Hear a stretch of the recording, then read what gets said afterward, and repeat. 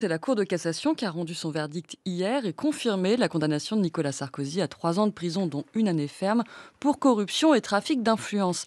L'affaire Bismuth, qui n'était à l'origine qu'un sous-dossier de l'affaire Bettencourt et de celle du financement libyen de la campagne de 2007, a ainsi trouvé son issue après 10 années de bataille judiciaire. Et même si l'ex-président a déjà annoncé qu'il porterait l'affaire devant la Cour européenne des droits de l'homme, il est, jusqu'à un hypothétique arrêt de la juridiction européenne, définitivement reconnu coupable et condamné. Didier Rebu, professeur de droit pénal à l'université Paris-Panthéon-Assas, est venu en studio ce matin nous restituer l'affaire et ses débats. Bonjour monsieur. Bonjour. Peut-être pouvez-vous commencer par nous présenter les protagonistes de l'affaire: Nicolas Sarkozy, l'avocat Thierry Herzog et puis Gilbert Azibert, haut magistrat à la Cour de cassation. Tous ont été condamnés. Qu'ont-ils trafiqué ensemble? Alors en fait, il leur est reproché, en ce qui concerne M. Sarkozy et M. Herzog, d'avoir proposé un avantage à M. Azibert, en l'occurrence un poste à Monaco, alors qu'il n'était pas en mesure évidemment de lui affecter directement, mais d'intervenir auprès des autorités monégasques pour que M. Azibert ait ce poste, afin que M. Azibert, en contrepartie, accomplisse un acte de sa fonction, c'est-à-dire délivre un avis dans une procédure qui intéressait M. Sarkozy, la restitution de ses agendas, et également afin qu'il influence des personnes susceptibles de prendre cette décision. Donc ils trafiquent en fait entre eux de l'influence. Nicolas Sarkozy est bien placé évidemment pour intervenir auprès de la principauté monégasque, et M. Azibert, lui, est bien placé pour lui rendre un service dans le cadre de sa demande de remettre la main sur ses agendas présidentiels. La corruption, le trafic d'influence, c'est la même Alors en chose? fait, dans la corruption, ce qui est puni, c'est le fait qu'un individu qui est un agent public, en l'occurrence ici c'est un magistrat, accomplisse un acte de sa fonction. En l'occurrence ici, dans un acte de sa fonction ou facilité par sa fonction, c'était d'obtenir en fait des informations pour M. Sarkozy relativement à la procédure qui concernait ses agendas. Et le trafic d'influence, là, l'agent public n'est pas puni pour avoir accompli un acte de sa fonction, parce que cet acte ou facilité par sa fonction, il ne peut pas l'accomplir, mais il est puni pour intervenir auprès d'une autre personne publique qui, elle, peut prendre la décision en cause. Le fait que M. Azibert n'ait pas eu le poste à Monaco, ça ne rentre pas en ligne de compte? Ça ne rentre pas en ligne de compte ni au titre du trafic d'influence, ni au titre de la corruption. En fait, ces deux délits qui sont très proches, qui sont deux délits vraiment frères, punissent le fait de proposer un avantage à un agent public ou à un magistrat pour qu'il accomplisse un acte de sa fonction, peu importe que l'acte n'ait pas été accompli, peu importe même que l'influence dans le trafic d'influence n'ait pas été exercée, c'est la proposition qui est punie en tant que telle.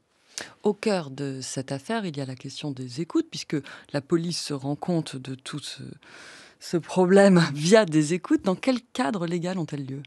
Alors, dans le cadre légal, les écoutes, elles ont lieu sur autorisation d'un juge qui va justifier, motiver la décision des écoutes. En l'occurrence, parce qu'il s'agissait d'écouter un avocat, puisque M. Sarkozy est avocat. Donc, c'est sa ligne qui était mise sur écoute.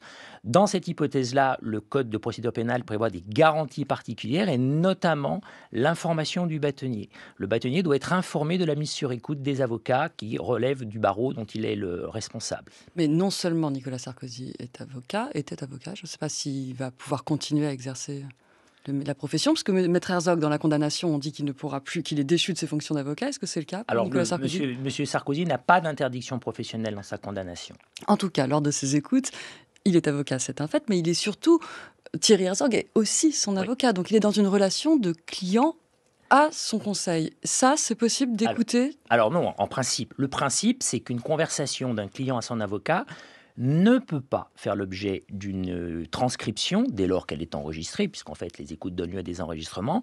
Elle ne peut pas donner lieu à une transcription si elle intéresse les droits de la défense. L'exception, c'est qu'il est possible de transcrire, c'est la jurisprudence de la Cour de cassation, il est possible de transcrire la conversation entre un avocat et son client si la conversation révèle des indices de participation de l'avocat à une infraction. C'est sur ce fondement-là que l'écoute entre M. Sarkozy et M. Herzog, que la conversation a été transcrite et versée à la procédure.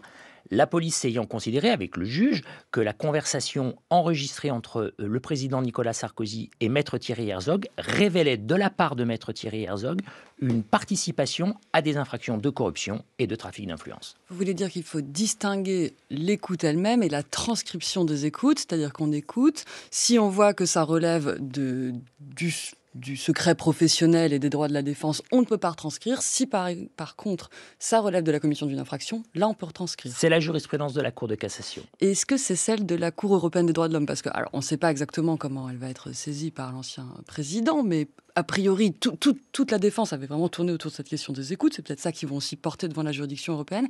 Quelle est la jurisprudence en la matière? Alors, la jurisprudence de la Cour européenne des droits de l'homme, elle a été fixée en 2016 par un arrêt du 16 juin 2016, d'ailleurs, auquel la défense de M. Sarkozy fait référence.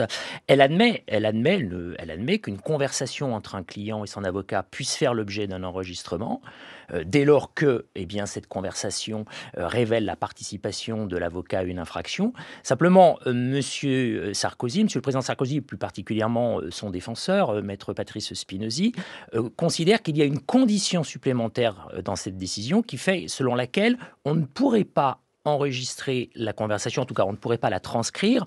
Non seulement il y aurait une deuxième condition qui s'ajouterait à l'indice de participation de l'avocat à l'infraction, il ne faudrait pas que la conversation puisse être utilisée contre le client. Et ce qu'ils disent, eux, c'est qu'en l'occurrence, peut-être que la conversation révèle une participation de maître Thierry Herzog à l'infraction, mais qu'elle est utilisée contre le client. En revanche, Nicolas Sarkozy, c'est pour ça qu'ils soutiennent que qu'en l'occurrence, la transcription n'était pas possible au regard de la Cour européenne. C'est à elle qu'il appartiendra de trancher cela, parce que l'arrêt de 2016 n'est pas...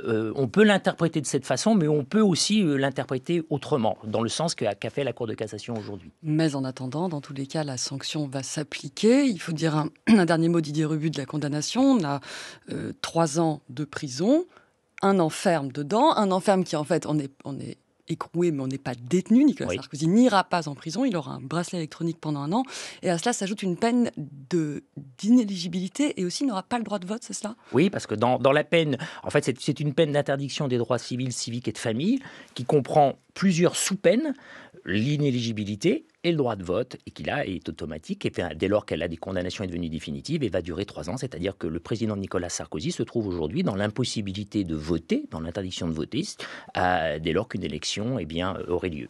Un dernier mot, vraiment très brièvement, Didier Rebu. Aménager sa peine, avoir un bracelet électronique, c'est de droit, c'est normal, on est dans un cadre... Oui, tout à fait, normal. Dès lors.